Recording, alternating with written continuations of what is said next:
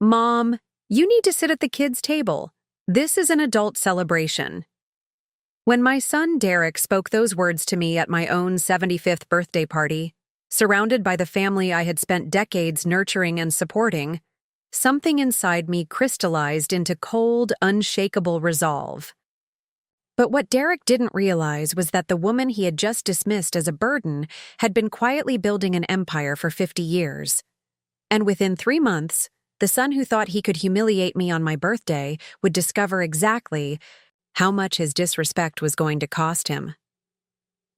Before we dive into this story, let me know in the comments where you're watching from, and if you've ever experienced family disrespect that cut deep, make sure you're subscribed, because this story of birthday justice is one you won't want to miss. My name is Margaret Sinclair, and to most people who met me at social gatherings or community events, I appeared to be exactly what my son Derek described.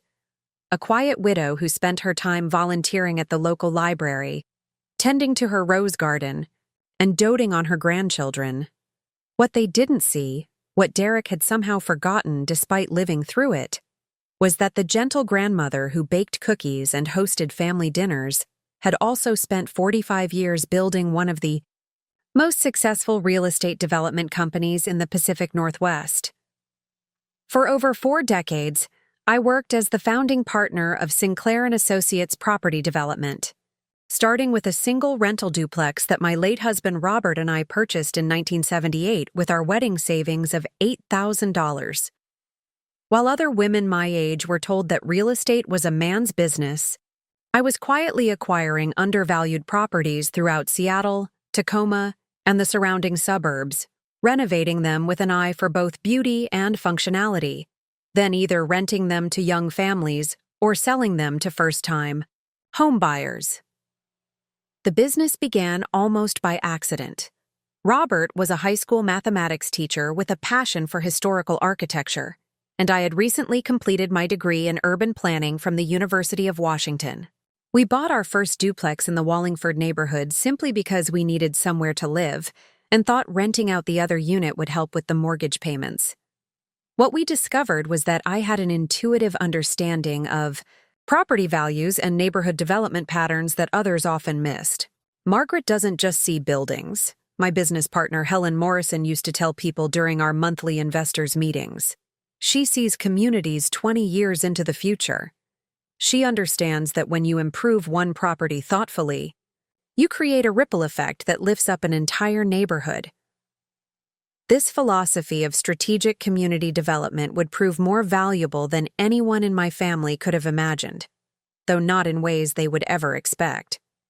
By 1985, Robert and I owned 12 properties across 3 different neighborhoods. By 1992, we had expanded into commercial real estate, purchasing a small strip mall in Ballard that was deteriorating due to poor management and transforming it into a thriving community center with affordable retail spaces for local businesses. By 2000, Sinclair & Associates had become a recognized name in ethical development, known for projects that balanced financial sustainability with genuine community benefit. Our approach was methodical and values-driven. We never purchased properties to flip them quickly for maximum profit. Instead, we bought buildings that needed attention, whether due to deferred maintenance, poor management, or simple neglect, and invested the time and resources necessary to transform them into places where people could build stable, dignified lives. Every renovation project was an opportunity to demonstrate that quality housing didn't have to be luxury housing, and that profitable business practices didn't require exploiting tenants or cutting corners on safety and aesthetics. The secret, I would tell young investors who sought our advice, is understanding the difference between creating value and extracting value. Anyone can buy a property and raise rents until people can't afford to stay. But building something that lasts, something that makes a neighborhood stronger while generating steady returns, requires patience, vision, and genuine respect for the people who will call your properties home. This philosophy guided every decision we made. When we renovated apartment buildings, we upgraded plumbing and electrical systems to modern standards, installed energy-efficient windows and appliances, That would save tenants money on utilities and created common spaces where neighbors could interact and build community. When we developed commercial properties, we prioritized local small businesses over national chains, offering flexible lease terms that allowed entrepreneurs to establish roots in the community. Robert and I had built our life together around the principle that true wealth comes not from what you accumulate for display, but from what you create for others while securing your own future. We lived modestly in our original 1920s craftsman home in the Queen Anne district, a house we had purchased and meticulously restored over the years. We drove practical cars, shopped at the same grocery stores as our tenants, and maintained the same neighborly relationships we had established when we first moved to Seattle as newlyweds. But beneath this humble exterior, we were systematically building a portfolio that would eventually span 3 counties and include over 200 residential units, 47 commercial properties, and 12 mixed-use developments. Our annual rental income exceeded $2.8 million, and the total value of our real estate holdings had grown to nearly $47 million by the time Robert passed away. A legacy isn't what you leave to your children, Robert used to say as we reviewed property reports each Sunday morning over coffee and homemade scones in our kitchen overlooking Elliott Bay. It's what you teach them about creating value in the world. Money can be spent in a single generation, but principles and work ethic can last forever. Those weren't just philosophical words to Robert. They reflected his deep belief that children should earn their inheritance through character and contribution rather than simply receiving it through biological lottery. Every restoration project we undertook together, from converting abandoned warehouses into affordable artist studios to transforming neglected apartment buildings into communities where families could thrive for decades, was an investment not just in financial returns but in demonstrating how wealth should be used responsibly and ethically. Our approach to parenting reflected these same values. We involved Derek in age-appropriate aspects of our business from an early age, not to burden him with adult responsibilities, but to help him understand that meaningful work requires both strategic thinking and genuine care for others. He learned that success wasn't measured solely in dollars earned, but in problems solved, communities strengthened, and opportunities created for others. Our son Derek was born 3 years after we started the business, and from his earliest days, he was surrounded by the rhythms of strategic planning, community development, and ethical business practices. He spent childhood afternoons in construction trailers while we met with architects and contractors, learned to read blueprints before he could properly tie his shoes, and understood from an early age that the modest lifestyle we maintained at home was a choice rather than a limitation. Derek has your analytical mind and my eye for architectural potential, Robert would often say proudly as we watched our son grow into a young man who could both solve complex mathematical problems and show genuine interest in how housing policy affected working families. That combination will serve him well if he chooses to continue what we've built together. Derek's childhood was spent learning not just about business success, but about the responsibility that comes with it. During summer breaks, he helped us paint apartments for low-income families, assisted with community garden projects on vacant lots we owned, and participated in the annual Christmas tradition, where we anonymously paid heating bills for tenants who were struggling financially. He understood that our work was about more than profit. It was about creating stability and opportunity for others while building something that would endure beyond our own lifetimes. When Derek expressed interest in pursuing business education, Robert and I were thrilled but also careful to emphasize that education should broaden his perspective rather than narrow it. We encouraged him to study not just finance and economics, but also sociology, urban planning, and environmental science. We wanted him to understand business as a tool for community building rather than simply wealth accumulation. The best business decisions, I would tell Derek as we walked through our properties and talked with long-term tenants who had become like extended family, are the ones that create value for everyone involved. When tenants can afford to stay in quality housing, When small businesses can thrive in well-maintained commercial spaces, when neighborhoods become more stable and attractive, everyone benefits, including the property owners. Derek seemed to absorb these lessons naturally. Throughout high school and college, he would bring friends to visit our properties and explain with genuine pride how we had transformed neglected buildings into thriving communities.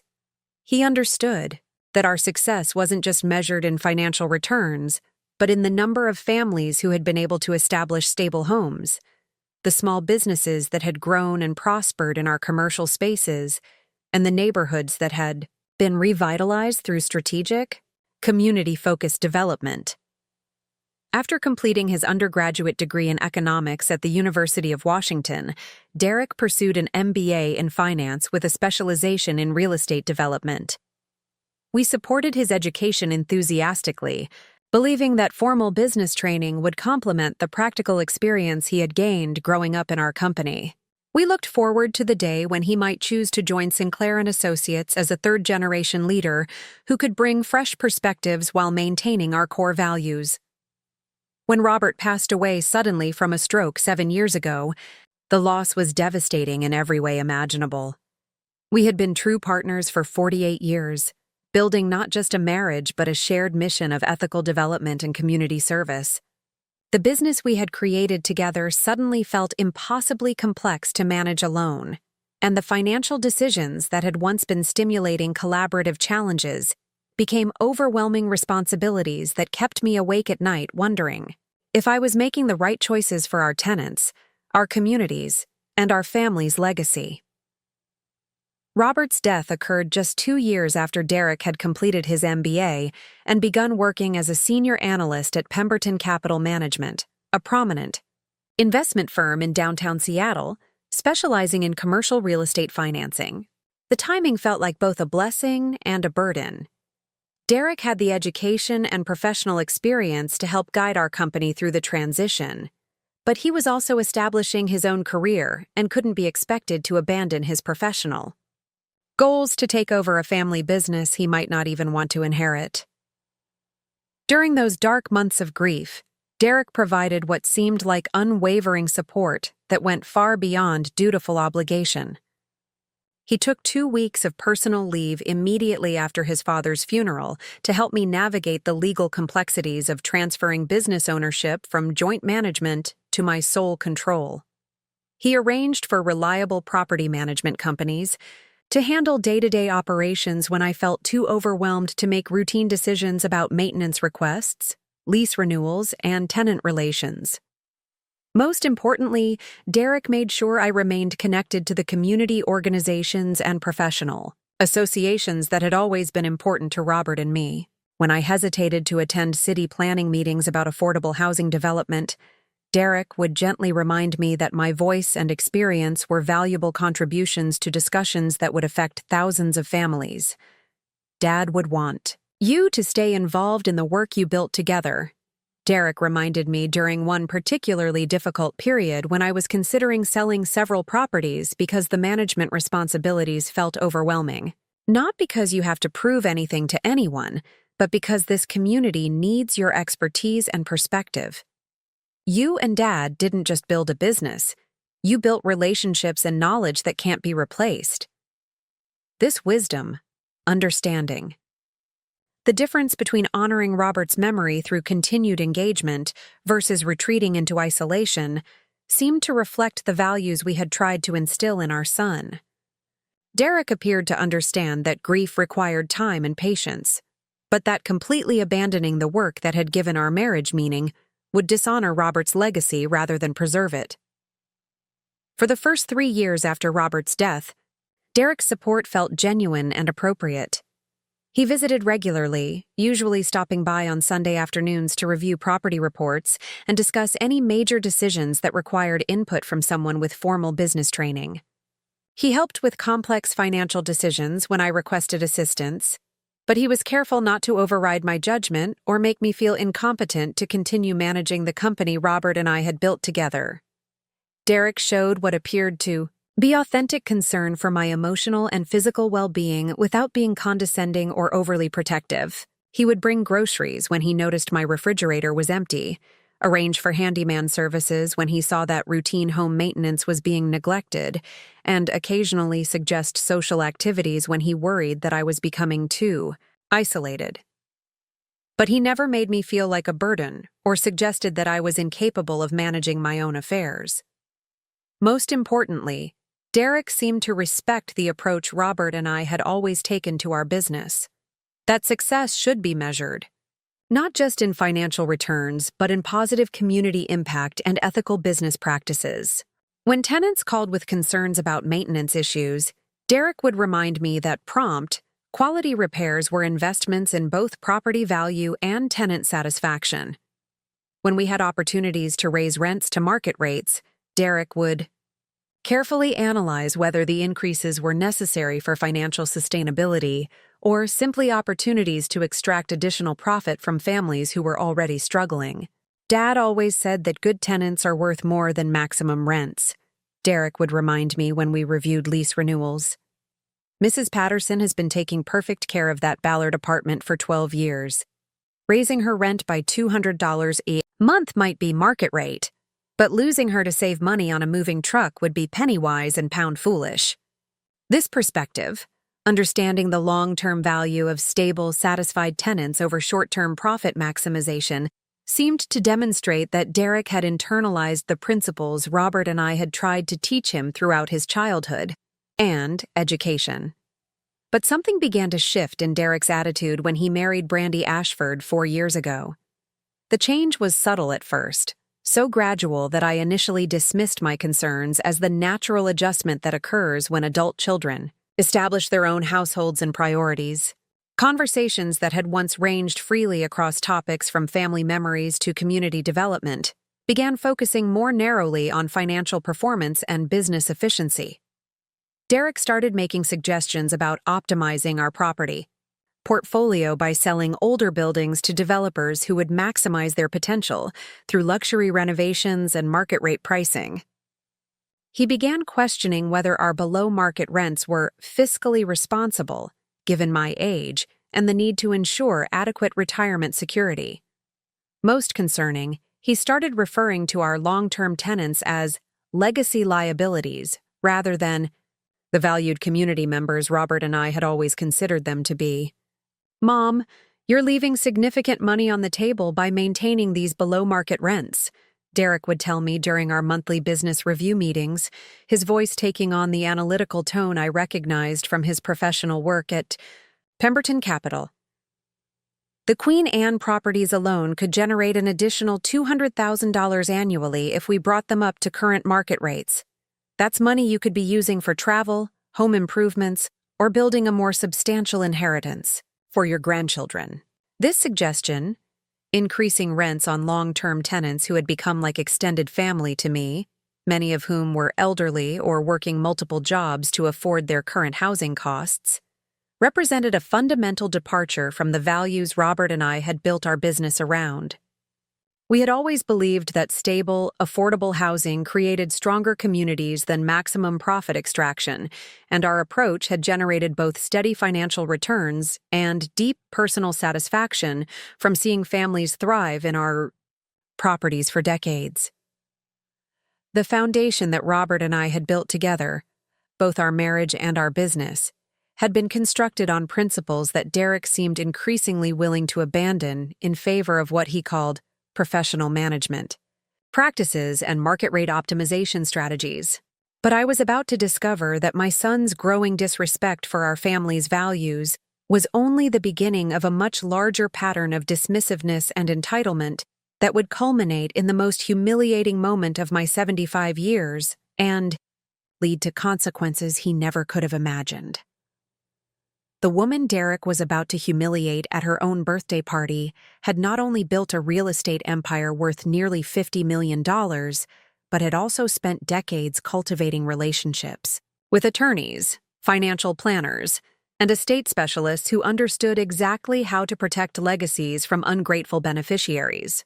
And unlike Derek, who seemed to have forgotten the lessons Robert and I had tried to teach him about respect, dignity, and the responsibility that comes with privilege, I had never forgotten the most important lesson of all: that true power comes from careful preparation, not loud demands.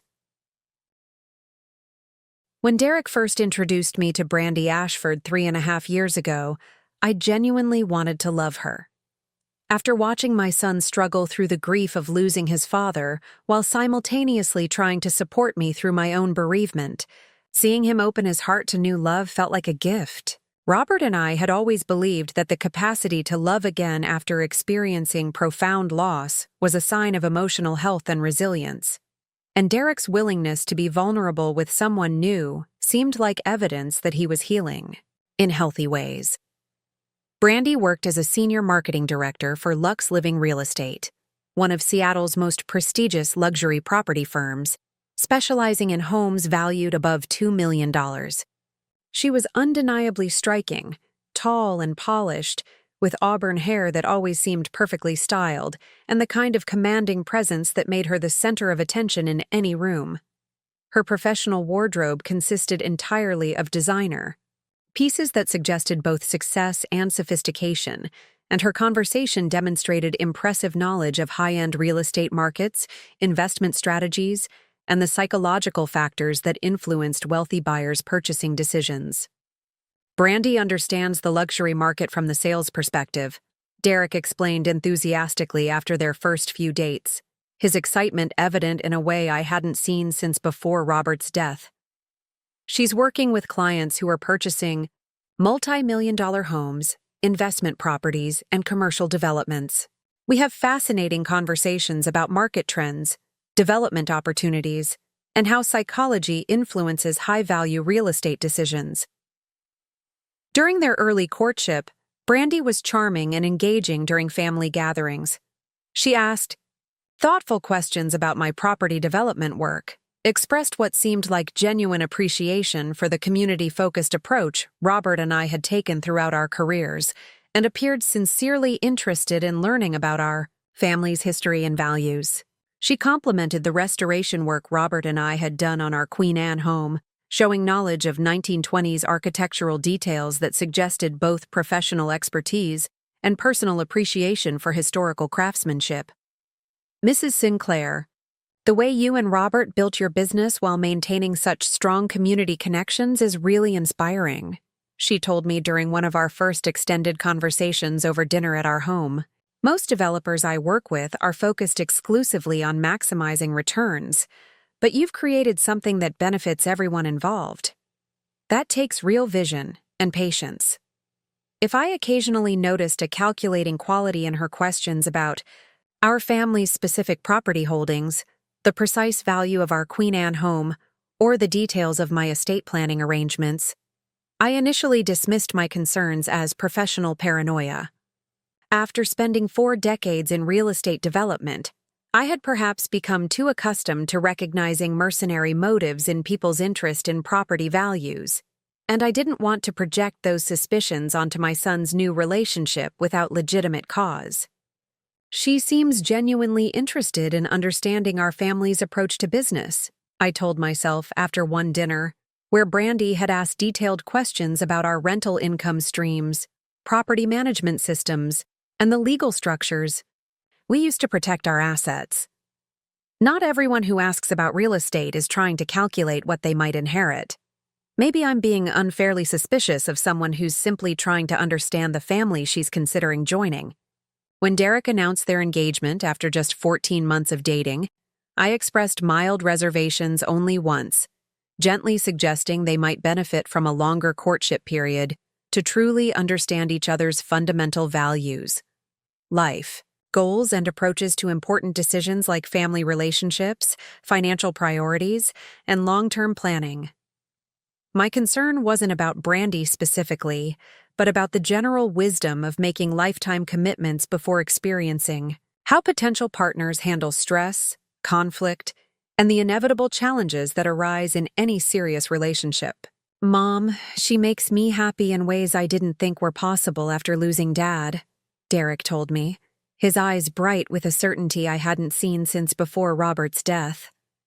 After watching what you and Dad had, that incredible partnership built on mutual respect and shared values, I know what real love looks like. Brandy and I complement each other perfectly. Her marketing expertise and business connections combined with my financial planning skills and our family's development experience, we're building something really strong together. Those words reassured me that despite my occasional unease about Brandy's focus on financial matters, Derek recognized in her the potential for the kind of mutual support and intellectual partnership that had characterized my relationship with Robert. When they married in an elaborate ceremony at the Fairmont Olympic Hotel, a venue Brandy insisted was essential for networking with high-net-worth clients and establishing our professional credibility in the luxury market, I embraced her as my daughter-in-law with cautious optimism and genuine hope for their happiness. "Welcome to our family," I told her sincerely at the reception, offering her a delicate sapphire and diamond necklace that had belonged to my grandmother as a traditional wedding gift passed down through 3 generations. "I hope you'll find as much happiness and fulfillment with Derek as I found with Robert." Her response was gracious, but revealing in retrospect. "Thank you, Margaret. I'm sure Derek and I will build something even more valuable and impressive together than what previous generations achieved. Not happiness, love, or fulfillment, but something valuable and impressive. An achievement to be measured rather than a relationship to be treasured." The first 18 months of their marriage seemed to validate Derek's confidence in their partnership and shared vision.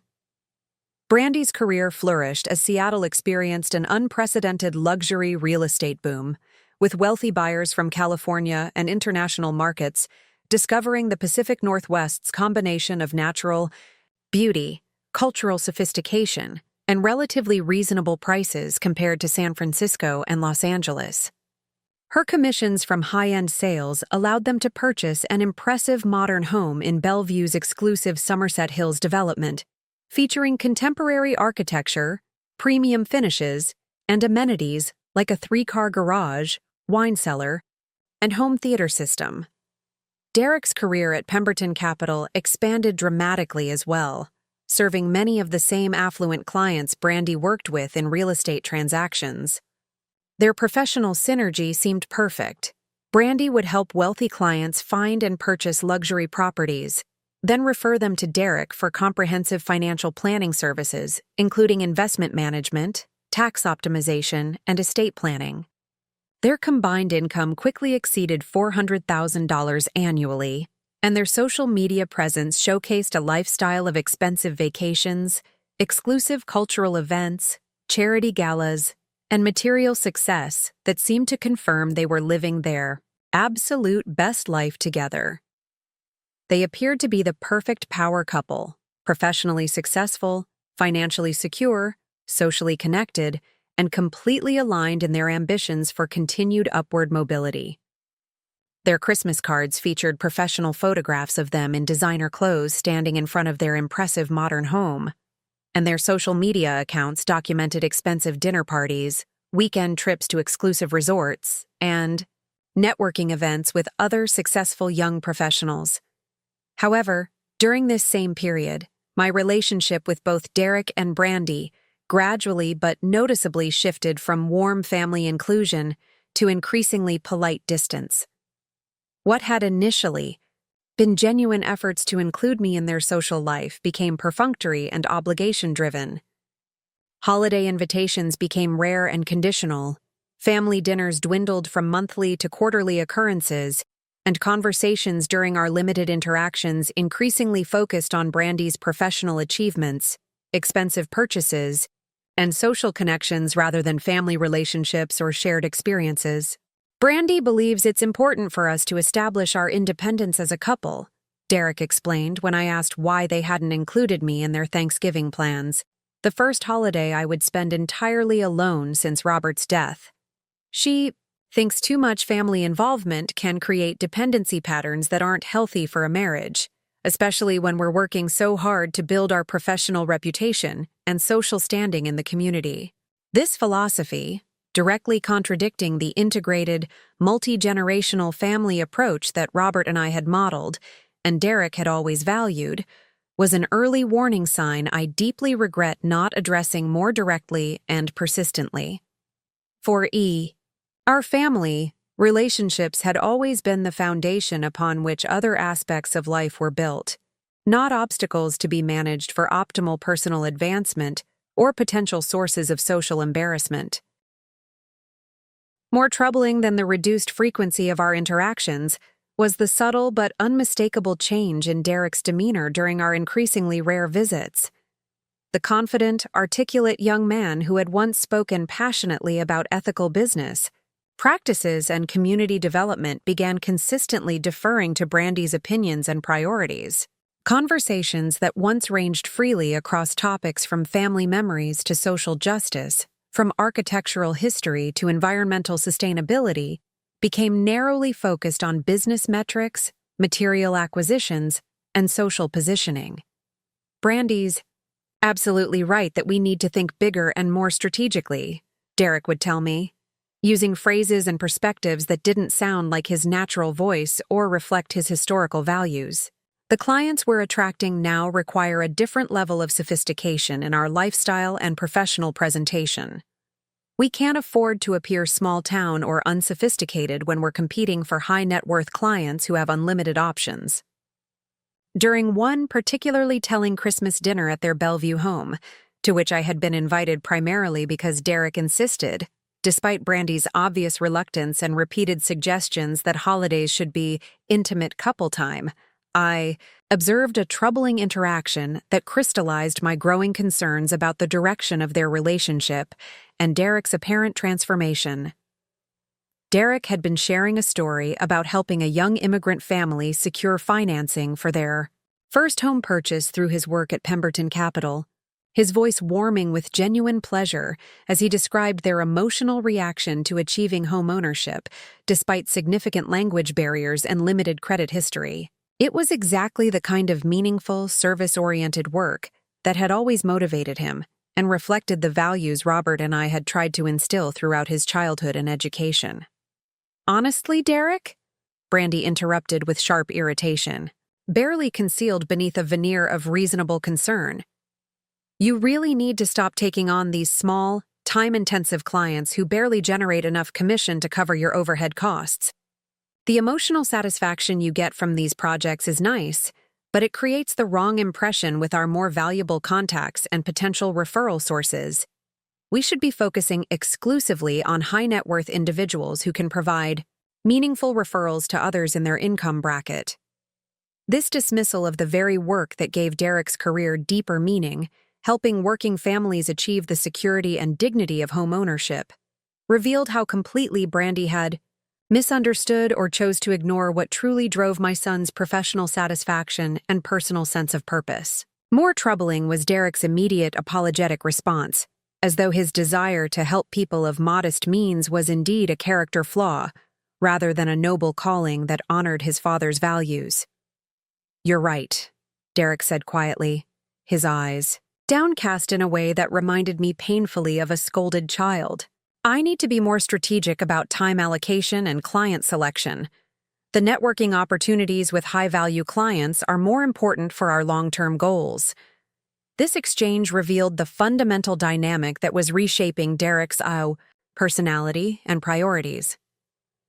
Brandy had positioned herself as the strategic architect of their shared success, while Derek had accepted the role of implementer who needed guidance to make appropriate decisions. The confident, independent-thinking man I had raised was disappearing, replaced by someone who sought approval and validation from a wife who seemed to view his natural empathy and community orientation as obstacles to overcome, rather than strengths to cultivate.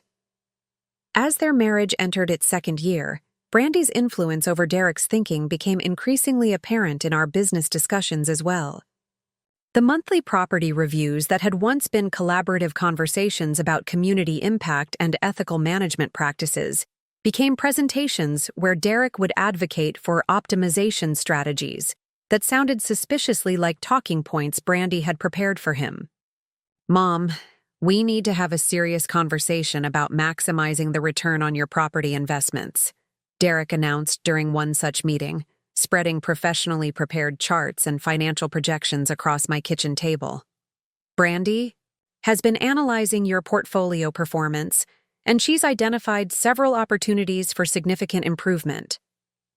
The fact that Brandy had been analyzing my business without my knowledge or permission was both presumptuous and revealing.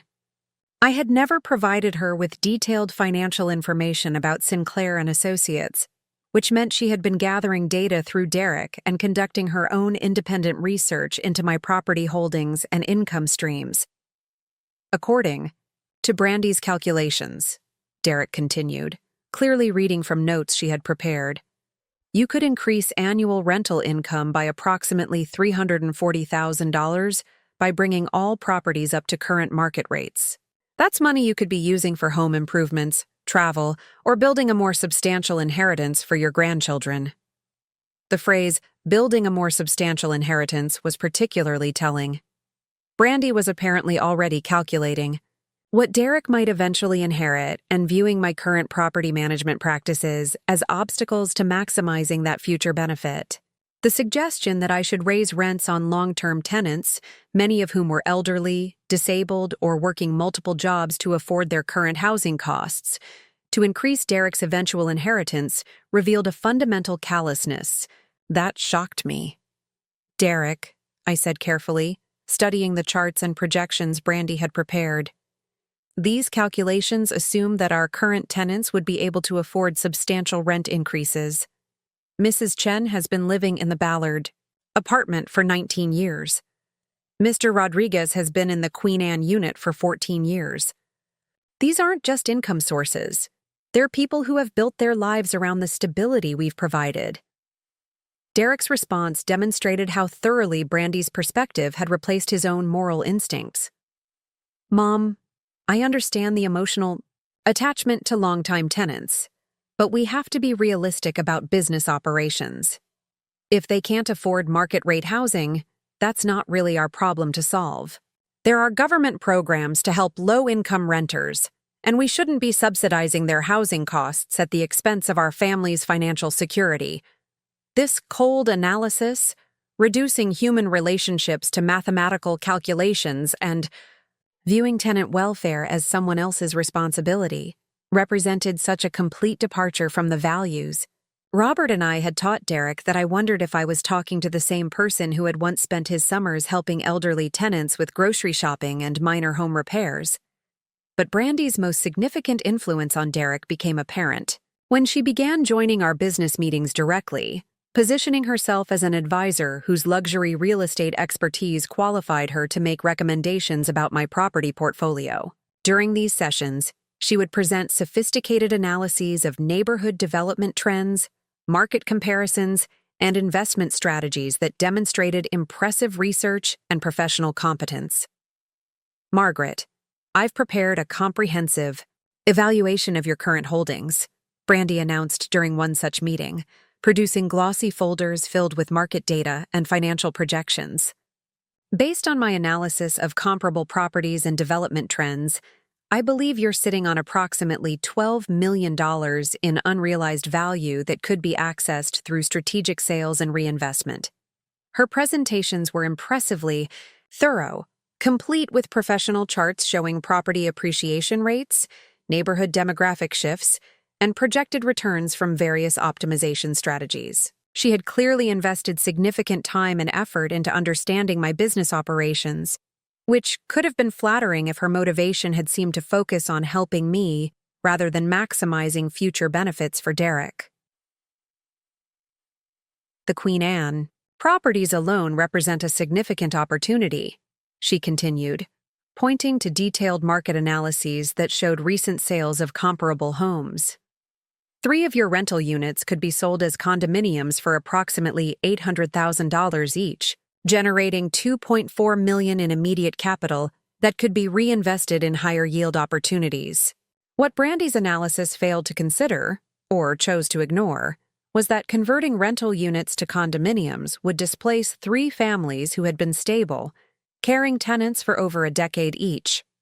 Mrs. Patterson, who had raised her 2 children in our Ballard property while working as a nurse at Swedish Medical Center, would be forced to find new housing in a market where comparable rentals cost nearly twice what she currently paid.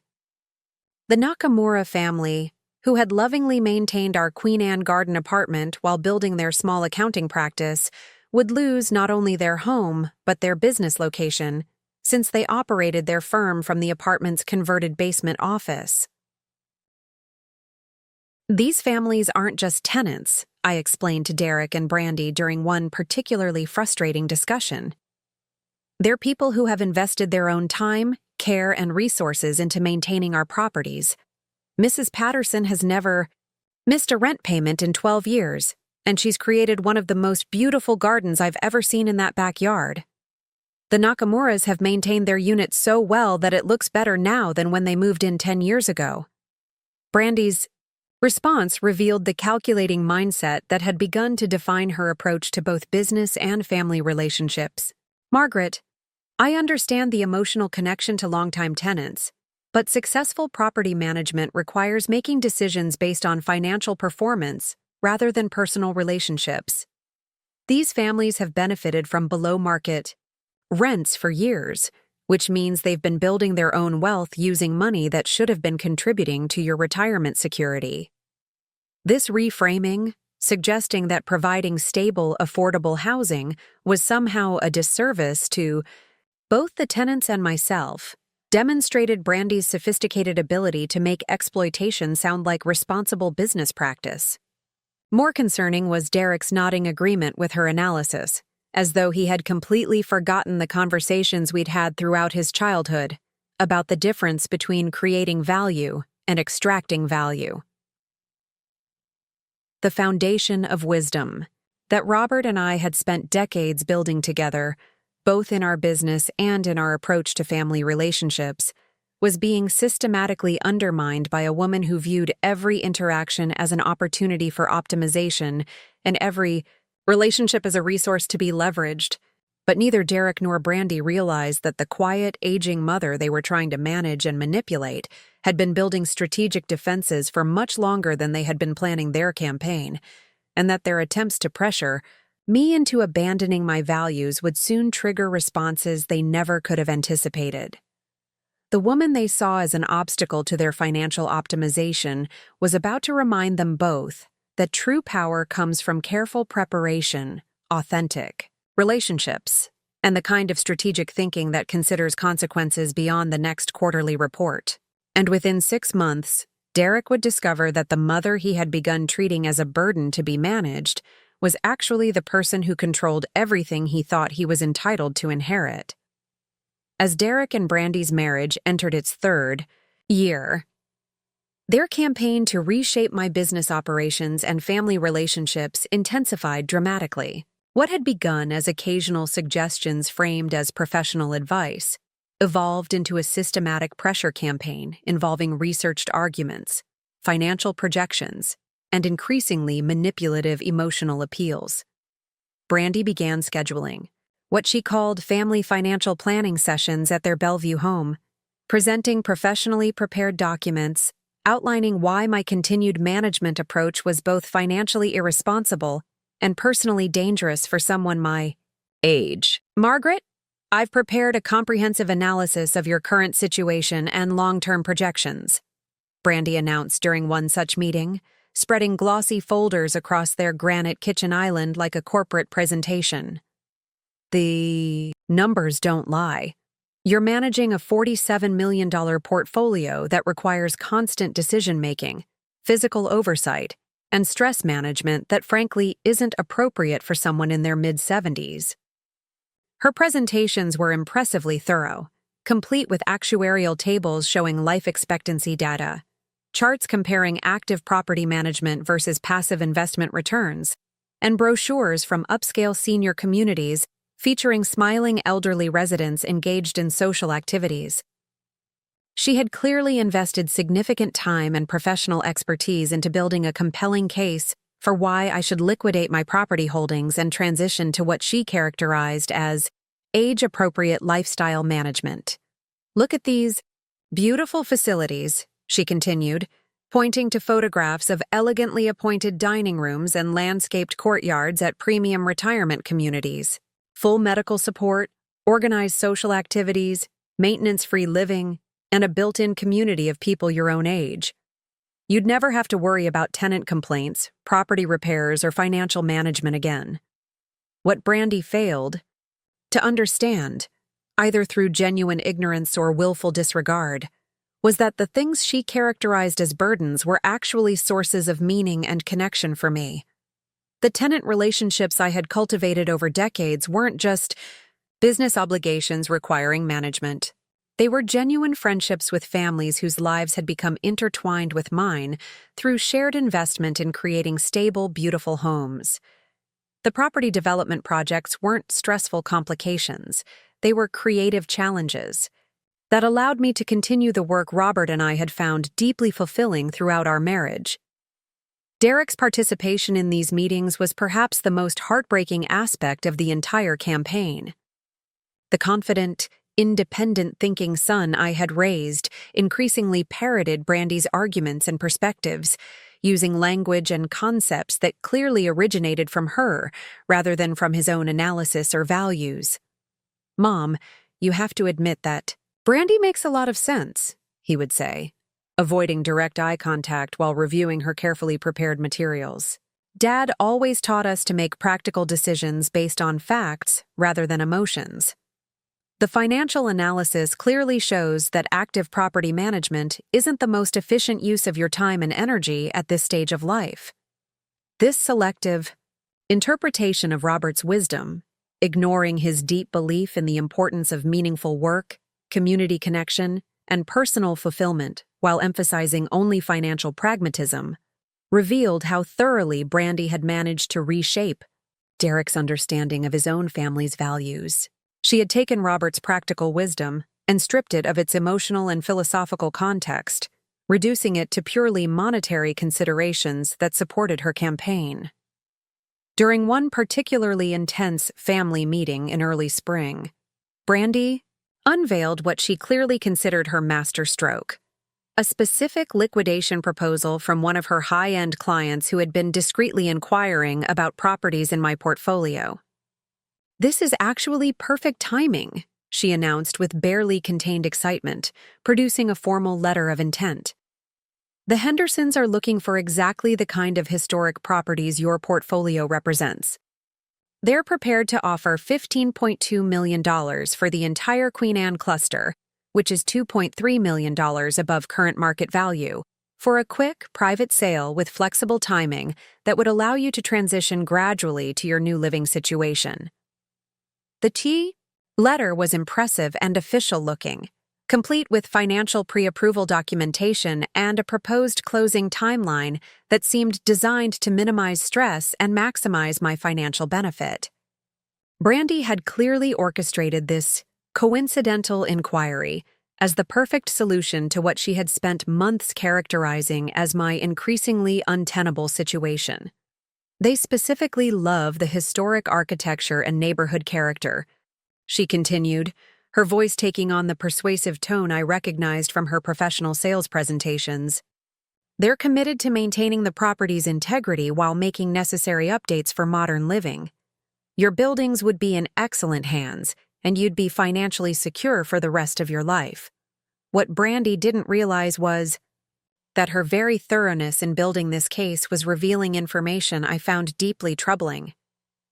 The specific financial details she had access to, the precise knowledge of my property's assessed value and potential market price, the convenient timing of the Hendersons' interest, all suggested she had been researching my situation and laying groundwork for this pressure campaign much longer and more systematically than her presentation of spontaneous concern would suggest. More significantly, her confident assumption that I would be swayed by financial arguments alone revealed a fundamental misunderstanding of what motivated my decisions. Like many people who measure everything in monetary terms, Brandy seemed genuinely unable to comprehend that some choices are based on values that can't be quantified in dollars and cents. "I appreciate the research you've done," I responded carefully, studying the professional materials spread across their kitchen island. "But I'm not interested in selling my properties, regardless of the financial terms being offered. These buildings aren't just investment vehicles to me, They're homes where families have built their lives, businesses where entrepreneurs have established their dreams, and communities where neighbors have created lasting relationships. Brandy's expression tightened with frustration that she struggled to conceal behind a mask of concerned reasonableness. Margaret, I understand the emotional attachment, but we have to be realistic about your situation. The physical demands of property management are only going to increase. The financial complexity is substantial for someone managing alone, and frankly, the liability issues are significant if something goes wrong and you're held responsible. This shift from patient persuasion to thinly veiled pressure tactics marked a turning point in our relationship. Where Brandy had previously maintained a facade of daughter-in-law concern, she was now revealing the calculating mindset that viewed my attachment to my life's work as an obstacle to be overcome rather than a legitimate preference to be respected. Derek and I are trying to help you make the best possible decisions while you still have good options available, she continued, her voice taking on an edge that hadn't been present in earlier conversations. But, eventually, these choices might not be yours to make anymore. The implied threat in that statement, that my capacity to make decisions about my own life and property might somehow be challenged if I didn't voluntarily comply with their preferences, sent a chill through me. That had nothing to do with the spring weather. This wasn't the language of family members concerned about my well-being. It was the language of people who viewed my independence as inconvenient to their plans. Throughout the late spring and early summer, the pressure intensified further. Brandy began making unannounced visits to my Queen Anne home, ostensibly to check on my well-being, but actually to document what she characterized as mounting evidence of my inability to maintain the property adequately. She would arrive with her phone camera ready to photograph any minor maintenance issues, a loose board on the front porch, weeds in the garden, paint peeling on the back fence, creating what appeared to be a systematic catalog of my supposed declining capacity for home ownership. "I'm just worried about you living here alone," she would say while photographing the garden shed's slightly sagging door. "What if something happened and no one knew? What if the furnace failed in winter, or the roof started leaking during a storm? What if you fell and couldn't reach a phone?"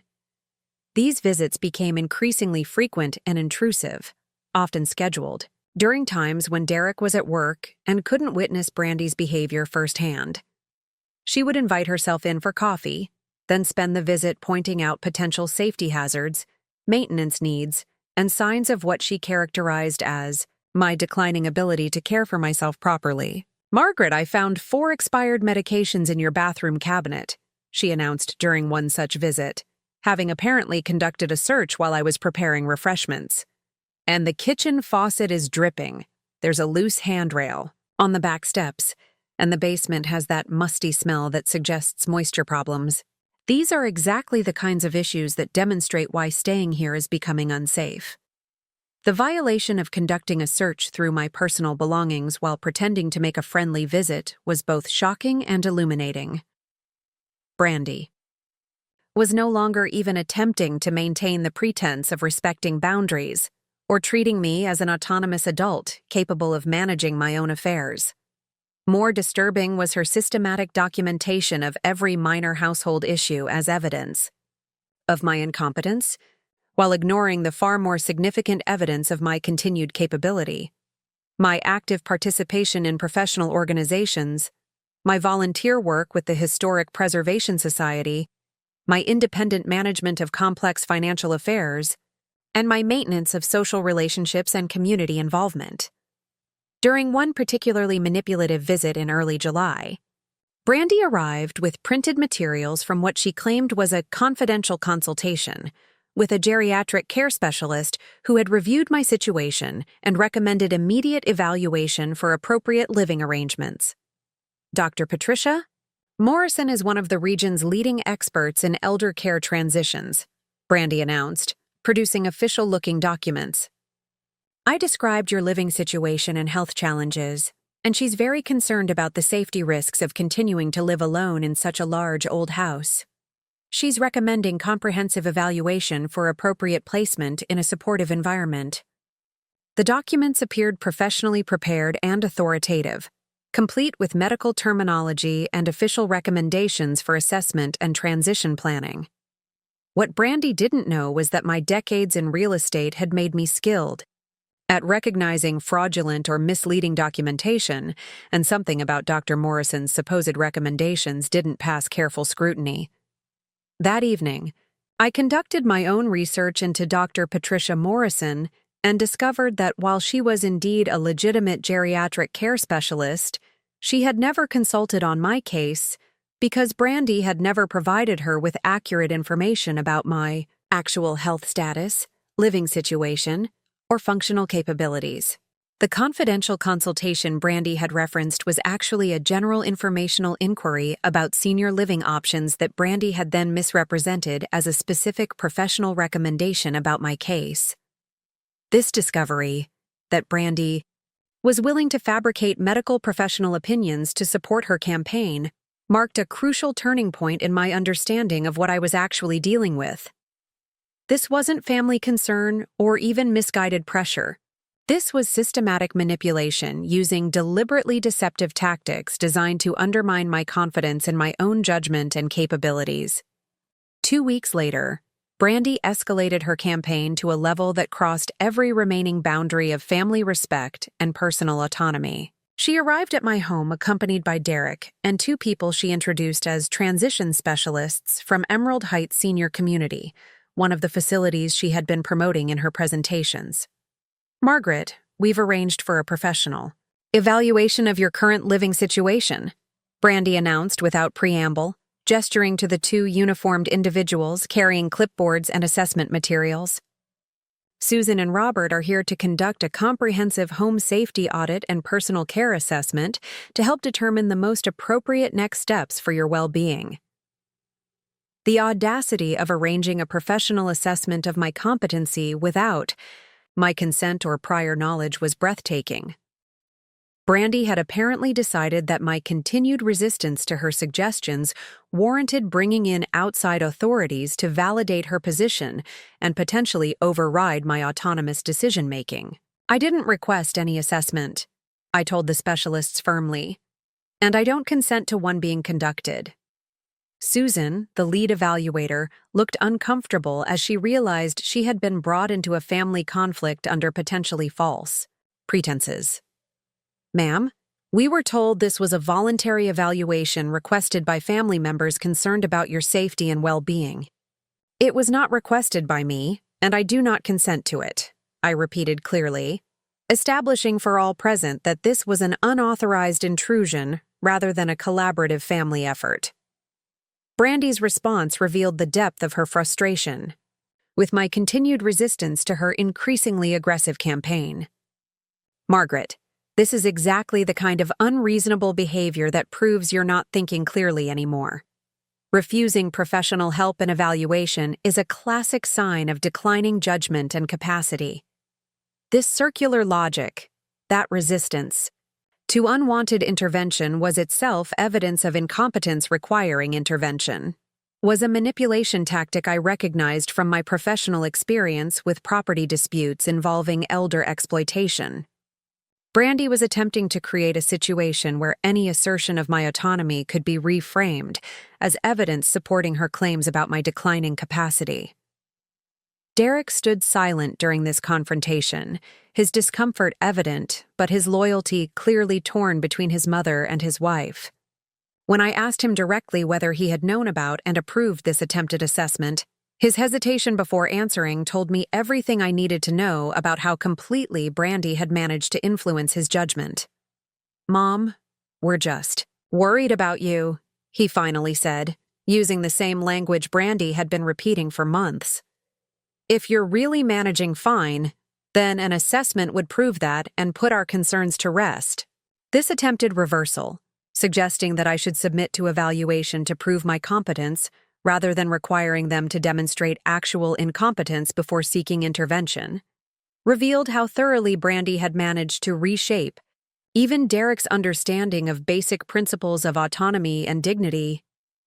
After the specialists left, clearly uncomfortable with the family dynamics they had witnessed, Brandy remained for what became the most confrontational conversation we had ever had. With Derek present but largely silent, she abandoned all pretense of concern and revealed the calculating nature that had been driving her campaign all along. "Margaret, let's be completely honest about what's happening here," she said, her tone shifting to professional coldness.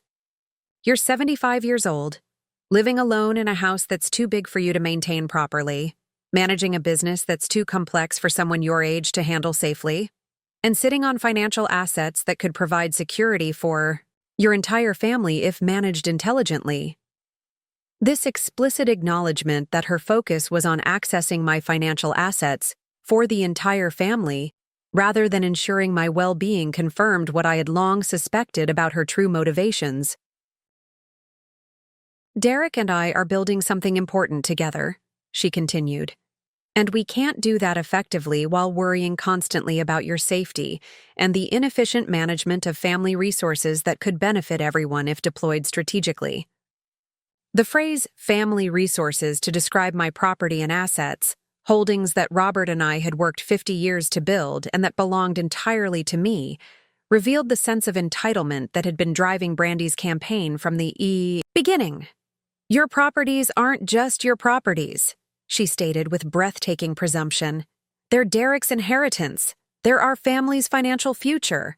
And they're currently being managed in ways that waste their potential while creating unnecessary risk and liability." This explicit claim on my property, as though it already belonged to her and Derek, combined with the characterization of my independent living as wasteful, represented a level of presumption and disrespect that crossed every boundary of appropriate family behavior. The breaking point was approaching rapidly, but neither Derek nor Brandy realized that their campaign to pressure me into abandoning my autonomy had triggered preparations they couldn't possibly imagine. The quiet, aging mother they saw as an obstacle to their financial optimization was about to reveal resources and strategic positioning that would transform our entire family dynamic. And the foundation Robert and I had built together, both literal and institutional, was far more solid and strategically positioned than Brandy's aggressive confidence could shake. Within 6 weeks, the woman who had tried to orchestrate my forced transition to age-appropriate lifestyle management would discover exactly what she was actually dealing with, and the birthday party she was about to help Derek plan would become the stage for the most devastating miscalculation of both their lives. As my 75th birthday approached in late August, Brandy's manipulation tactics evolved from direct pressure to sophisticated psychological warfare designed to isolate me from potential allies and undermine my confidence in my own judgment. What had begun as family meetings and professional presentations transformed into a comprehensive campaign involving character assassination, social manipulation, and strategic deployment of my own grandchildren as unwitting weapons against their grandmother. The first indication of this new strategy came when I learned that Brandy had been contacting my longtime friends and professional associates to express concerns about my mental health and decision-making capacity. Dr. Sarah Kim, my physician for over 15 years, called me directly after receiving what she described as a troubling inquiry from my daughter-in-law about my cognitive function and medication management. "Margaret," I received a call from someone claiming to be your daughter-in-law, Dr. Kim explained during our conversation, her voice carefully professional but clearly concerned. She was asking detailed questions about signs of dementia, medication interactions that might affect judgment, and whether I had noticed any changes in your mental acuity during recent appointments. She seemed to be fishing for information that would support some kind of competency evaluation. This violation, attempting to gather medical information from my physician without my knowledge or consent, represented a new level of manipulation that shocked me with its calculated nature. Brandy was systematically building a case against my competency using professional contacts who had known me for decades and could potentially be convinced that her concerns were legitimate. I told her that I couldn't discuss any patient information. Without your explicit consent, Dr. Kim continued. But I wanted you to know about the contact because her question suggested she might be preparing for some kind of legal or medical intervention. Has there been any family discussion about guardianship or competency proceedings? The possibility that Brandy might be laying groundwork for a legal challenge to my autonomy was terrifying and infuriating in equal measure. The woman who had never contributed a single day of work or dollar of investment to the life Robert and I had built together was apparently preparing to have me declared incompetent so she could gain control of the assets she viewed as her family's entitlement. But Dr. Kim's call also provided crucial intelligence about Brandy's tactics and timeline.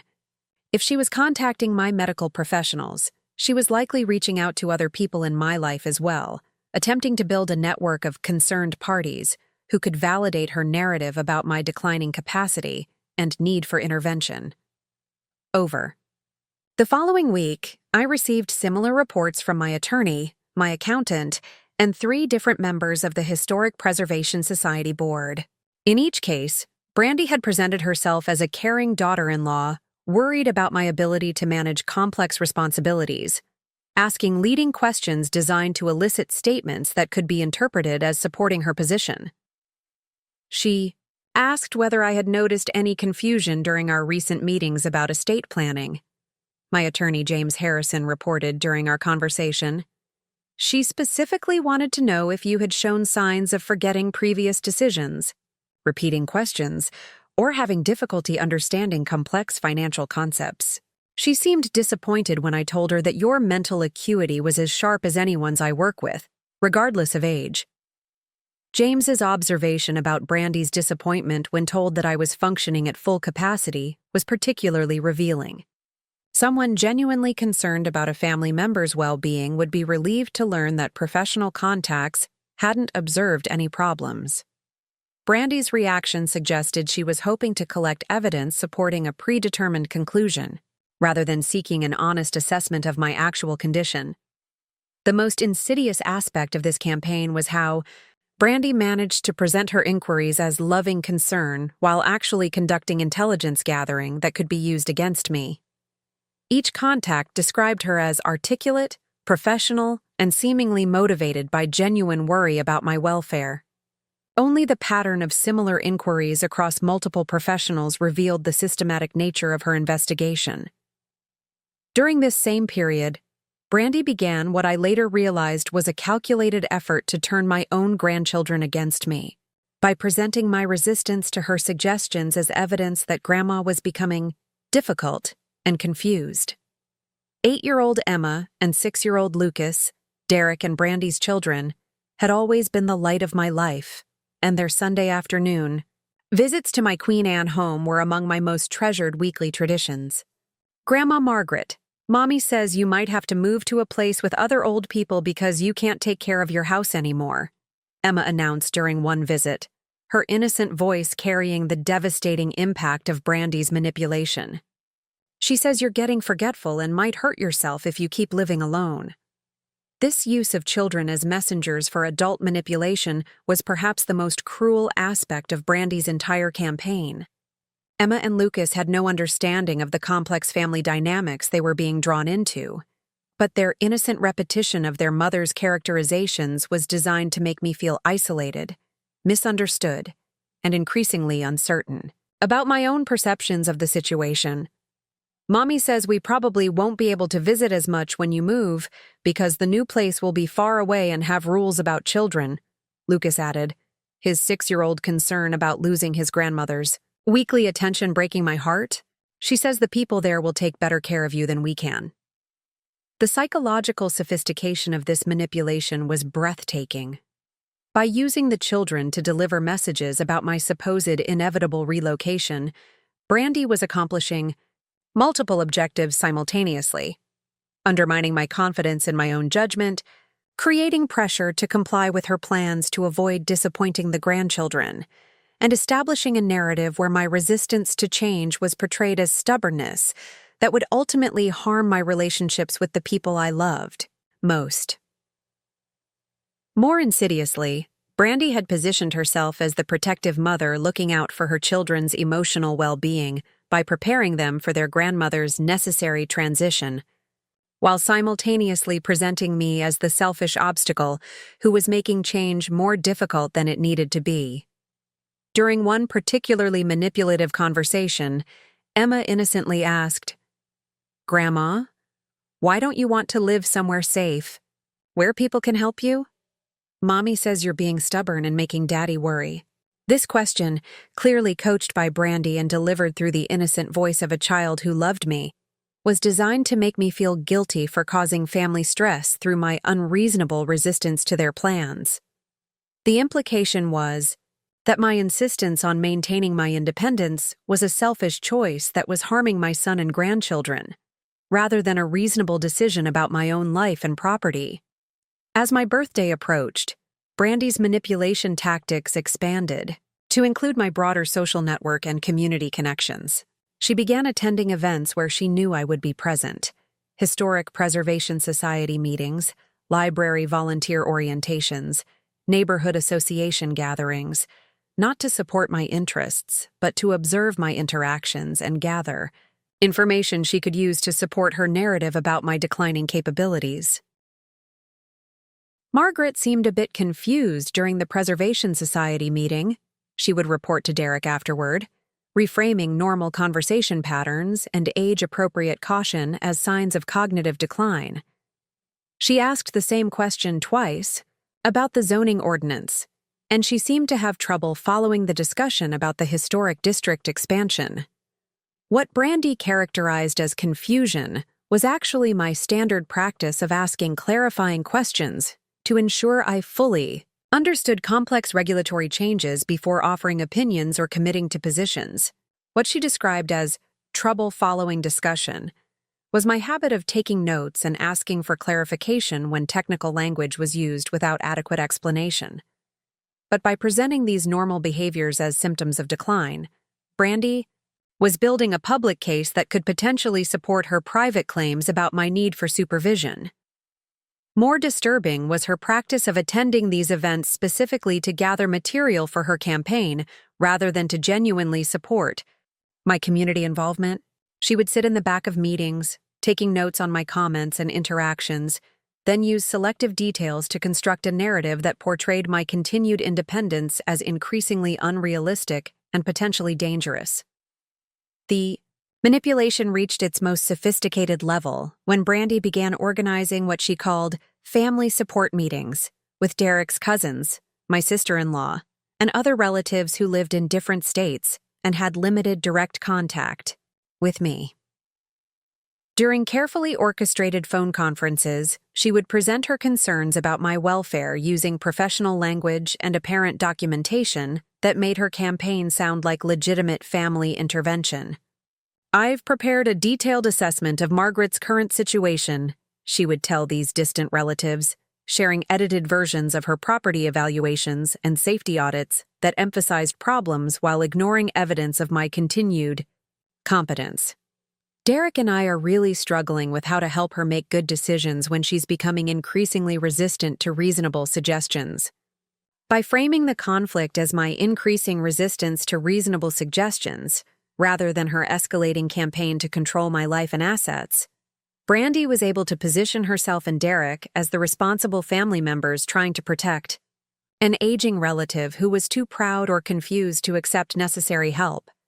The distant relatives, who hadn't seen me regularly in years and had no direct knowledge of my actual functioning, were easily convinced that Derek and Brandy's concerns were legitimate. Their expressions of support for whatever intervention might be necessary provided Brandy with additional ammunition for her argument that the entire family was worried about my situation and supported her recommendations. "Everyone agrees that something needs to be done," she would tell Derek after these conferences, using the manufactured consensus to pressure him into taking more aggressive action against his own mother. "Your cousins in Portland think we've been too patient already. Your Aunt Helen thinks we should have arranged professional evaluation months ago." This creation of artificial family pressure, using relatives with limited information to validate predetermined conclusions, was perhaps the most psychologically sophisticated aspect of Brandy's entire campaign.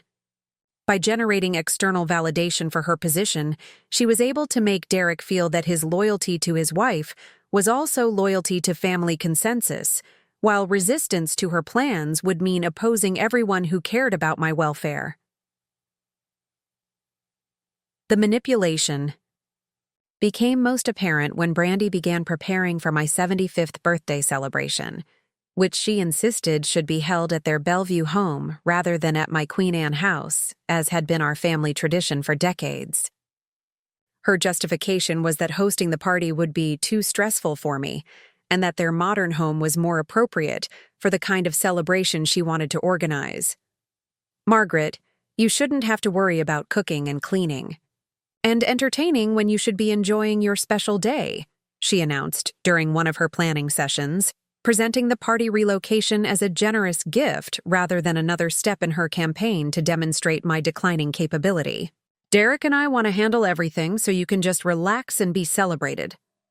What Brandy didn't say, but what became clear through her planning choices, was that hosting the party at their home would give her complete control over the guest list, seating arrangements, and social dynamics. She could invite people who supported her narrative about my need for intervention, while excluding those who might challenge her characterizations.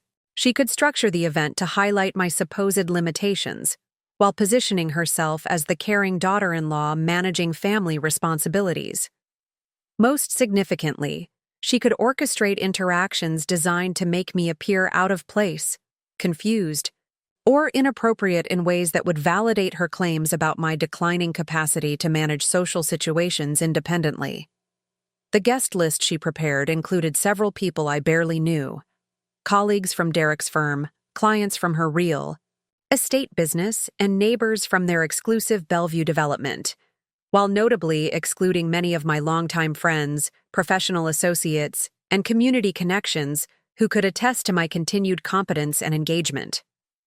"We want to introduce you to the people who are important in our lives now," Brandy explained when I questioned why several of my closest friends hadn't been invited. "It's time for you to meet the community we're building and see the kind of support network we have available for family needs."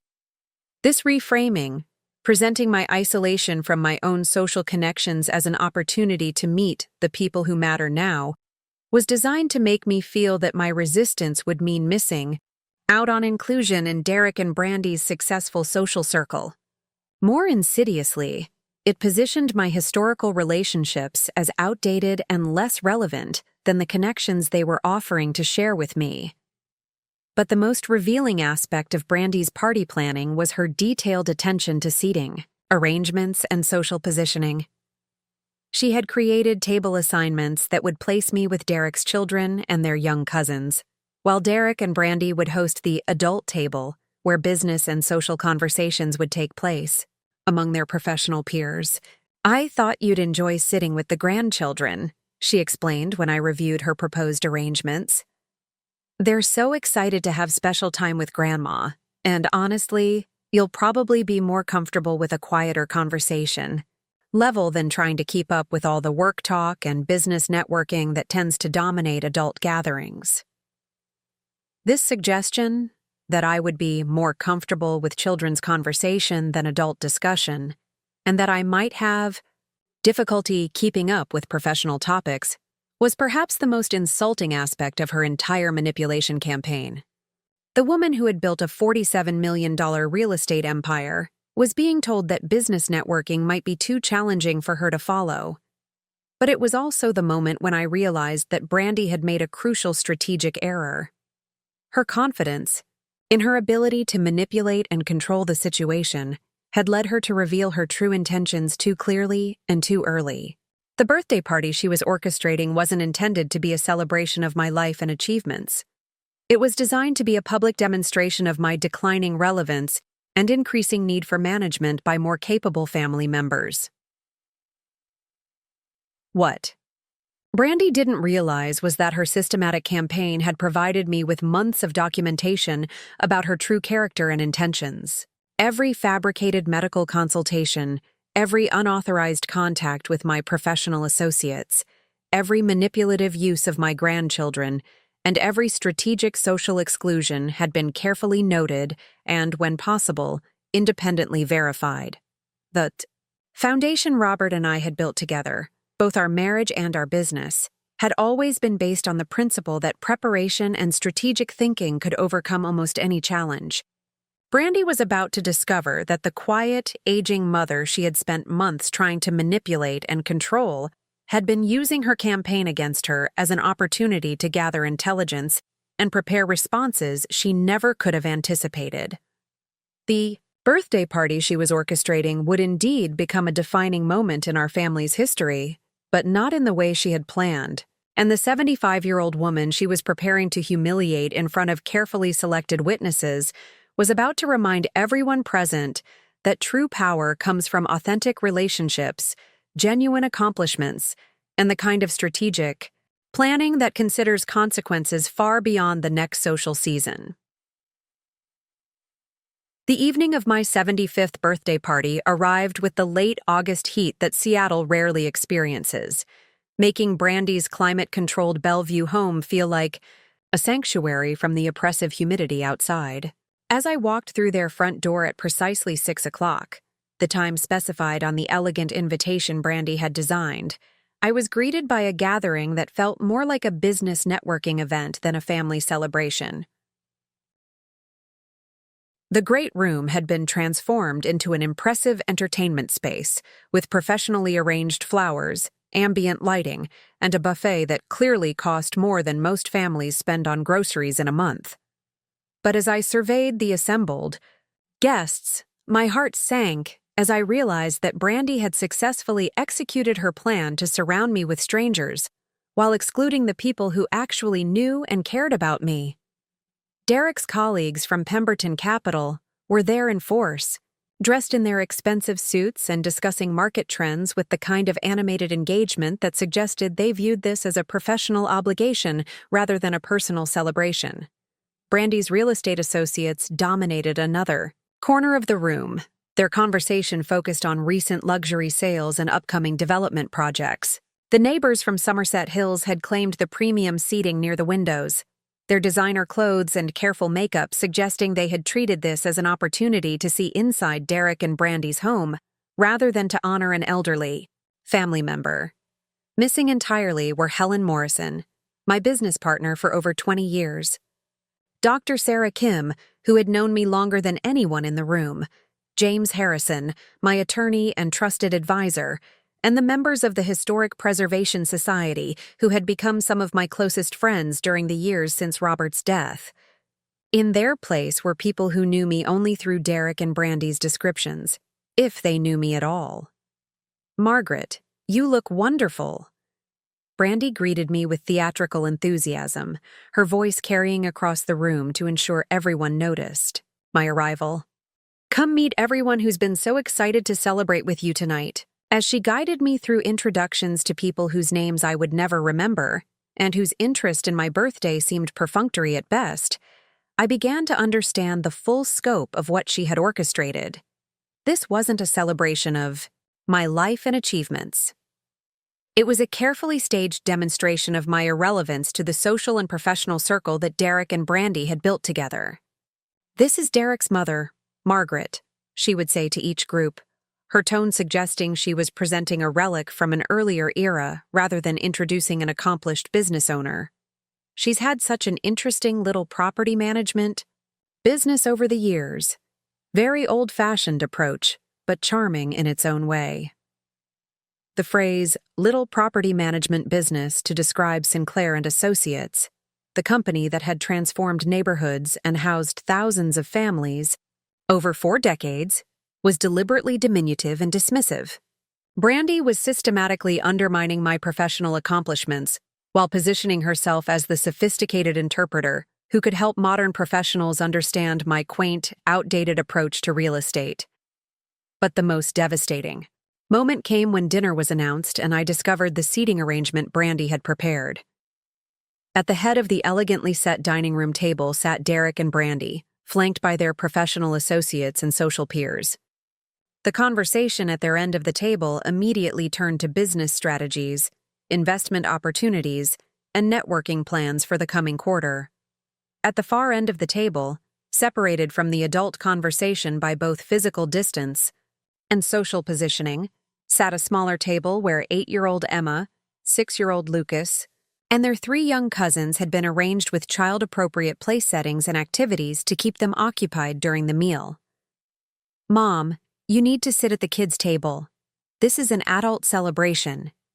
Derek's words, delivered with casual certainty as though my relegation to children's seating was perfectly natural and appropriate, hit me like a physical blow.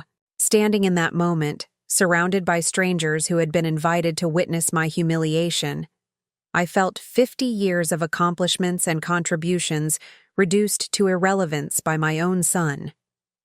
The room fell silent as the implications of Derek's statement registered with everyone present. The carefully orchestrated networking conversation stopped mid-sentence. Brandy's professional associates exchanged uncomfortable glances. Even the children looked confused about why Grandma was being sent to sit with them instead of at the grown-up table where she belonged. "Derek," I said quietly, my voice steady despite the earthquake of emotions coursing through me. "This is my 75th birthday party. I am not sitting at the children's table." But Derek, fully committed to the script Brandy had prepared, for him, doubled down on his position with an explanation that revealed the depth of their miscalculation. "Mom, you'll be more comfortable there.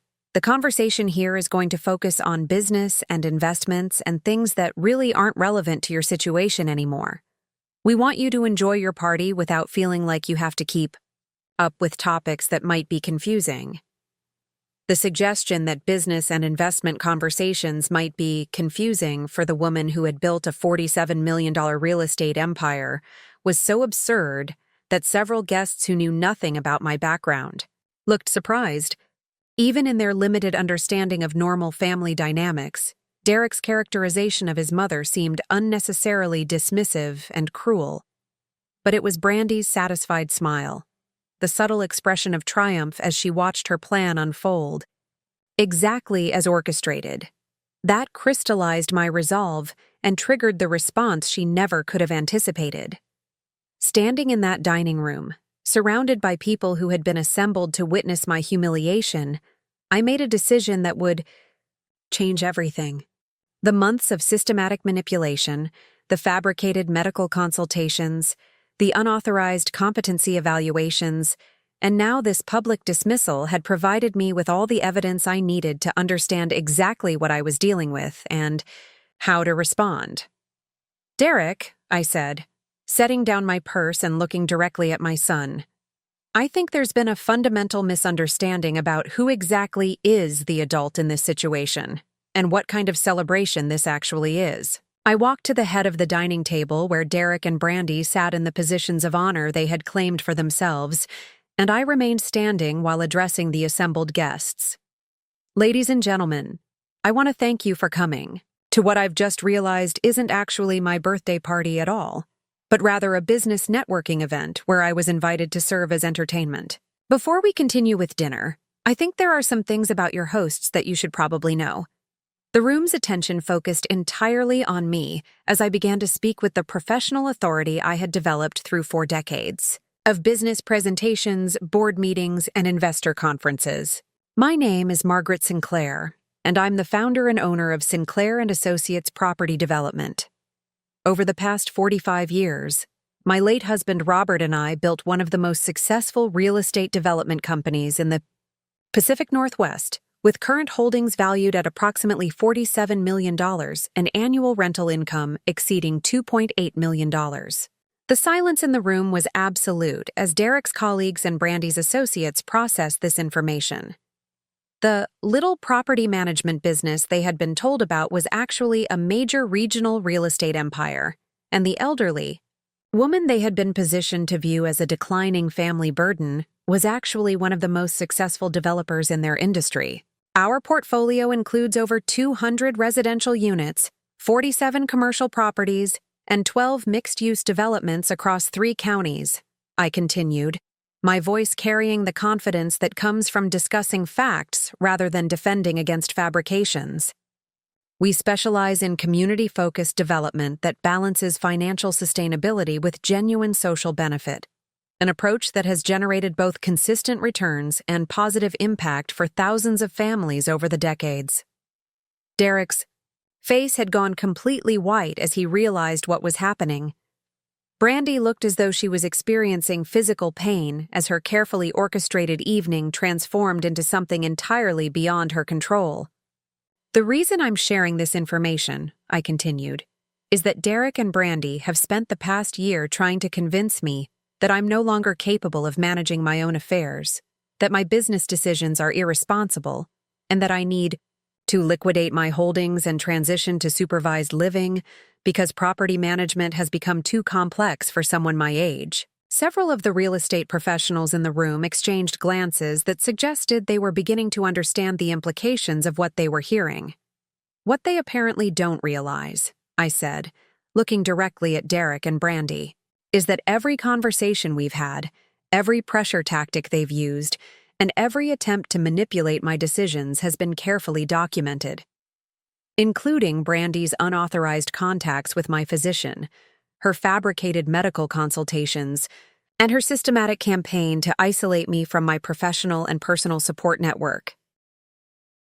What happened next was the culmination of months of careful preparation that Derek and Brandy had never suspected. While they had been focused on pressuring me to abandon my business and independence, I had been quietly mobilizing the professional, network, and legal resources that Robert and I had cultivated over decades of ethical business practices. This afternoon, I announced to the increasingly uncomfortable gathering, I met with my attorney, my accountant, and my estate planning specialist to finalize some changes to my will and trust arrangements that directly address the behavior I've observed from certain family members over the past year. Derek's attempt to interrupt was cut short by my raised hand and continued speaking. Effective immediately, Derek has been removed as the primary beneficiary of my estate. The $47 million in property and assets that he and Brandy have been so eager to access and manage will instead be transferred to a charitable foundation focused on affordable housing development and historic preservation. The impact of this announcement on Derek was devastating to witness. The son I had raised to value ethical behavior and family relationships was realizing that his participation in Brandy's manipulation campaign had cost him everything he thought he was entitled to inherit. Additionally, I continued, Sinclair and Associates will be restructured as a public benefit corporation with a board of directors that includes community leaders, housing advocates, and preservation specialists who share the values Robert and I built our business around. This ensures that our work will continue serving families and strengthening communities rather than simply generating wealth for people who view tenants as income sources to be optimized. But the most devastating revelation was yet to come. Derek, Brandy, there's something else you should know, I said, enjoying the moment of anticipation before delivering the information that would transform their understanding of everything that had happened. The Somerset Hills development where you live, the exclusive community that represents everything you've worked to achieve, is owned by Sinclair and Associates, has been since 2019 when the original developer defaulted on his construction loans. The key color drained completely from Brandy's face as she processed this information. Her prestigious address, her social status symbol, her evidence of professional success, all of it was owned by the woman she had spent a year trying to manipulate and control. Your monthly homeowners association fees, I explained to the stunned room, are actually rent payments that have been contributing to my property portfolio for over 4 years. The beautiful amenities you enjoy, the landscaping that maintains your property values, the community center where you host your networking events, all maintained with rental income that ultimately belongs to me. Derek found his voice, though. It came out as barely more than a whisper. Mom, that's impossible. We own our house. We have a deed, a mortgage, equity. You have a deed to a house, I corrected gently. But the land it sits on, the common areas, the amenities, and the community infrastructure are all owned by Sinclair and Associates under a ground lease arrangement that gives residents ownership of their structures while maintaining community ownership of the broader development. This revelation, that their entire lifestyle and social status were built on property owned by the woman they had tried to force into supervised living, was the final piece of my strategic response to their manipulation campaign. What followed was the swift and comprehensive unraveling of Derek and Brandy's carefully constructed world. Within hours of my birthday party revelations, the implications of their behavior began cascading through every aspect of their personal and professional lives. The first consequence was immediate and social. The networking event Brandy had orchestrated to demonstrate my irrelevance had instead revealed her fundamental dishonesty and Derek's shocking disrespect toward the family member who had actually built the wealth they were trying to claim. The real estate professionals who had attended the party quickly spread word throughout the Seattle luxury market about the manipulation campaign they had witnessed, devastating Brandy's reputation and credibility with potential clients. No one wants to work with someone who would treat their own family that way, explained Jennifer Walsh, one of Brandy's former colleagues at Lux Living Real Estate, when she called to inform me that Brandy had been terminated the following Monday. If she's willing to lie about and manipulate her mother-in-law, how can clients trust her to represent their interests honestly? Derek's professional situation deteriorated almost as quickly. Word of his birthday party behavior reached his supervisors at Pemberton Capital within days, creating serious concerns about his judgment and character that made him unsuitable for handling high-net-worth client relationships. When it became known that he had participated in attempting to manipulate an elderly family member who owned a $47 million real estate portfolio, the firm concluded that retaining him created unacceptable liability and reputational risk. But the most significant consequences were financial and legal. The charitable foundation I established, the Sinclair Hartwell Foundation for Community Development, immediately took control of all property management and development decisions. Derek and Brandy's residence in Somerset Hills, which they had assumed they owned outright, was revealed to be subject to a ground lease that could be terminated for violations of community standards, including harassment of other residents or property owners. The lease agreement clearly states that behavior detrimental to community harmony or disrespectful to property management constitutes grounds for termination, explained my attorney James Harrison when he delivered the formal notice to Derek and Brandy. Mrs. Sinclair's documentation of systematic harassment and manipulation provides clear justification for ending their residency privileges. Within 6 months, Derek and Brandy had lost their home, their careers, and their social standing. The power couple who had seemed destined for unlimited success found themselves starting over in a modest apartment, their professional reputations destroyed by their own choices and actions. The most difficult but ultimately most important work was rebuilding my relationship with Derek, who had to confront how completely he had allowed Brandy's influence to replace his own moral compass and family values. The process required months of honest conversation, family counseling, and Derek's gradual recognition of how profoundly he had betrayed the principles Robert and I had spent his entire childhood trying to instill.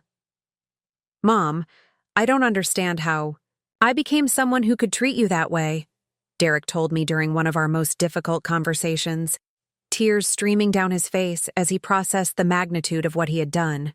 "The person who humiliated you at your own birthday party, that wasn't who Dad raised me to be. I lost myself completely in trying to please Brandy and maintain a lifestyle that was never really ours to begin with." The counseling sessions we attended together were painful but necessary, helping both of us understand how manipulation works and developing strategies to prevent similar dynamics from developing in future relationships. Derek had to learn to distinguish between his own values and the priorities others might try to impose on him, while I had to work through my grief about the relationship damage that had occurred and my anger about the choices he had made. But what emerged from this difficult process was a stronger, more authentic relationship than we had maintained even before Brandy's influence. Derek's recognition of how completely he had been manipulated made him a more thoughtful, independent person who was determined never again to allow external pressures to override his own moral judgment. "I want to spend the rest of my life making up for what I did to you," he told me 6 months after the birthday party, when our counseling sessions had progressed to the point where we could discuss rebuilding rather than just processing what had been damaged. "Not because I think you'll change your mind about the inheritance, but because I need to become the kind of person who deserves to be your son again." This perspective, understanding that earning forgiveness required genuine change rather than simply apologizing, demonstrated the emotional growth that made reconciliation possible. Derek had finally internalized the lesson that relationships are built on character and actions rather than entitlement and expectations. 3 years have passed since that devastating birthday party, and the transformation in our family's story has been remarkable. The Sinclair Hartwell Foundation has become a model for ethical development practices, providing affordable housing for over 300 families, while maintaining properties that enhance rather than gentrify the neighborhoods where they're located. Derek has rebuilt his career in financial planning, but with a completely different focus and approach.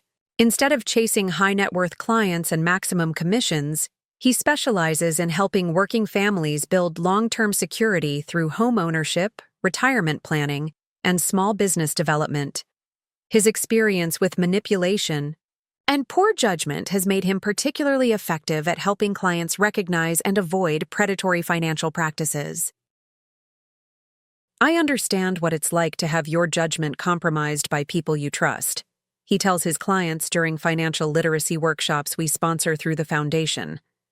"The warning signs aren't always obvious, especially when the manipulation comes from people who claim to care about you. But building real security, the kind that no one can take away from you, requires making decisions based on your own values rather than someone else's agenda." His transparency about his own mistakes has made him a powerful advocate for financial independence and critical thinking. The families who attend our programs see him not as a privileged advisor dispensing wisdom from above, but as someone who has made serious errors and learned from them, which makes his guidance more credible and accessible. Our relationship has been rebuilt on a foundation of mutual respect and shared commitment to the values Robert originally taught us both. Derek now serves on the Foundation's board of directors, applying his financial expertise to help us maximize our impact while maintaining the ethical standards that define our approach. But more importantly, he has become the kind of man his father would be proud of, someone who measures success by the positive impact he creates rather than the wealth he accumulates. As for Brandy, she eventually left Seattle entirely, relocating to Phoenix, where she attempts to rebuild her real estate career in a market where her reputation hasn't preceded her. Derek filed for divorce 6 months after the birthday party, when it became clear that their marriage had been built on mutual ambition rather than genuine love, and that the foundation could not survive the revelation of Brandy's true character. "I finally understand the difference between someone who loves you and someone who loves what you can provide for them," Derek told me when he announced his decision to end the marriage. "Brandy never loved me. She loved the lifestyle she thought I represented and the inheritance she thought I would eventually receive.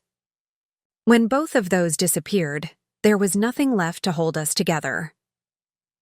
Today, as I sit in the restored Victorian office that serves as headquarters for the Sinclair Hartwell Foundation, reviewing applications from families hoping to achieve the security of homeownership, I feel Robert's presence in every decision we make to prioritize community benefit over maximum profit. The foundation he and I built together, both literal and institutional, has proven stronger than any attempt to destroy or control it. The woman who was told to sit at the children's table because business conversations might be too confusing, for her now oversees a $47 million portfolio that houses families, supports small businesses, and strengthens communities throughout the Pacific Northwest. The son who participated in that humiliation has learned that real maturity comes from taking responsibility for your choices and working to repair the damage they cause. Most importantly, the values Robert and I discovered throughout our marriage: that patient planning creates more security than aggressive acquisition, that community strength benefits everyone more than individual advantage, that authentic relationships provide more satisfaction than controlling ones, continue to guide everything we do. Derek's attempt to humiliate me at my own birthday party ultimately led to his discovering who he truly wanted to be rather than who others expected him to become.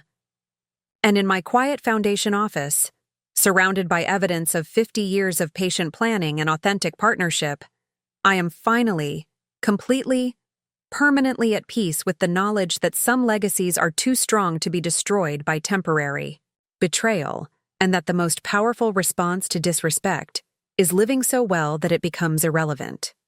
The 75-year-old woman who was dismissed as irrelevant has created something that will serve families for generations. The son who thought he could treat his mother as a burden has learned that true inheritance comes through character rather than entitlement, and the foundation built on love, patience, and strategic wisdom continues to grow stronger than any force that has tried to shake it. Up next, you've got 2 more standout stories right on your screen. If this one hit the mark, you won't want to pass these up. Just click and check them out. And don't forget to subscribe and turn on the notification bell so you don't miss any upload from us.